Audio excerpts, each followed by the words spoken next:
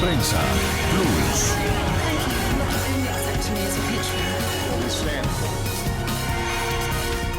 Bueno, acaba usted de escribir este libro titulado El último que apague la luz, sobre la extinción del periodismo. ¿Cuál es la tesis central? Esta es la tesis, quizás es una de las tesis del libro, es que hemos vivido una etapa de exuberancia, una etapa en que hemos protagonizado un negocio fantástico, un negocio, como todos sabemos, con dos vías de ingresos.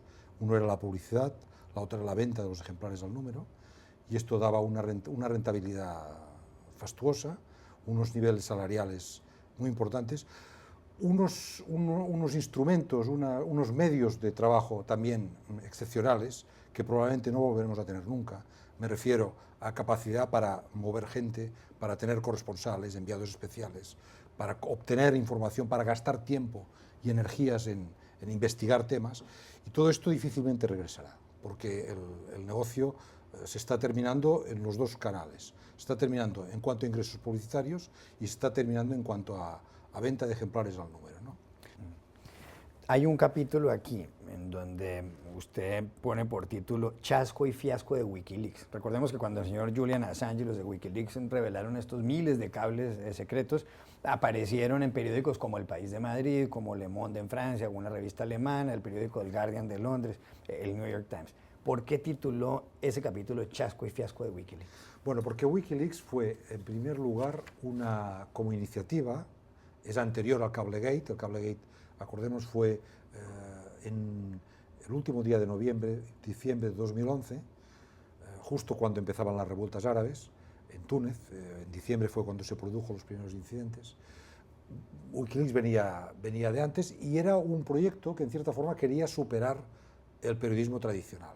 Incluso un proyecto un poco pretencioso. El señor Assange ha escrito artículos en la prensa australiana, por ejemplo, donde en cierta forma propugna un tipo de periodismo directo, sin periodistas, en el que los lectores, los ciudadanos, van a acceder directamente a lo que él llama los secretos de Estado y a los secretos de las multinacionales, sin necesidad de el establishment periodístico, que además es un establishment que Wikileaks lo dibujaba como cómplice de los poderes del establishment político y económico también, ¿no?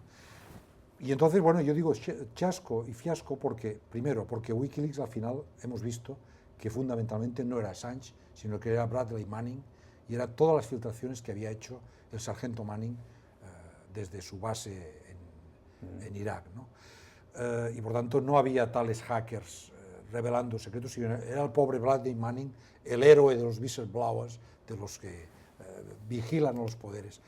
Y en segundo lugar, porque la gran difusión del Cablegate se produjo gracias al periodismo tradicional, gracias a que Assange, en su acuerdo con el New York Times, con el Guardian, con el País, con Le Monde, con el Spiegel, movilizó a más de 200 periodistas y corresponsales de todos estos periódicos para hacer el filtrado, la ordenación de los cables del Departamento de Estado, que se convirtieron en informaciones. Filtrado, y también hubo una pequeña censura en los nombres de algunas de las personas afectadas para evitar represalias sobre ellos, cosa que Assange no iba a hacer por sí mismo, se hizo porque lo quisimos los periódicos del establishment, para entendernos, ¿no?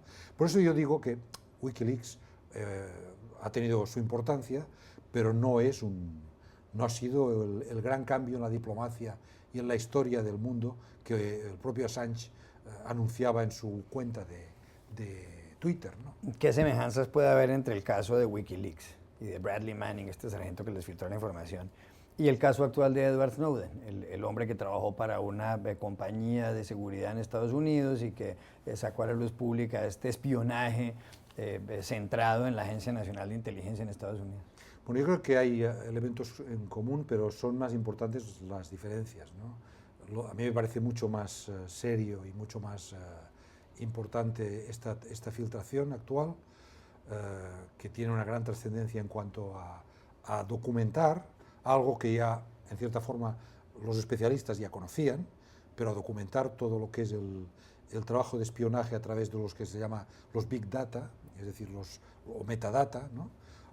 Que consiste en recoger los miles de millones de datos que suministran, sobre todo las redes sociales, donde hemos estado, pero también las llamadas telefónicas, las llamadas por móviles, y someterlas a un gran filtrado que permite a las agencias de inteligencia, permite rastrear llamadas de terroristas, de gran cantidad de personas que pueden ser interesantes desde el punto de vista de la inteligencia de los distintos países, ¿no?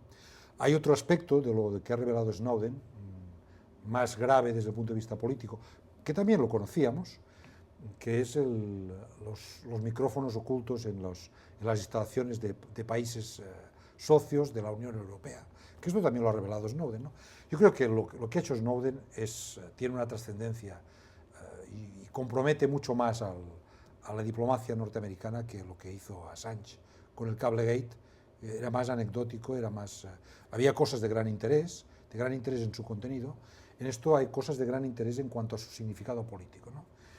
Y sitúan al Departamento de Estado y a la diplomacia americana en una posición un poco complicada cuando iba a iniciar sus negociaciones sobre libre comercio con Europa, ¿no?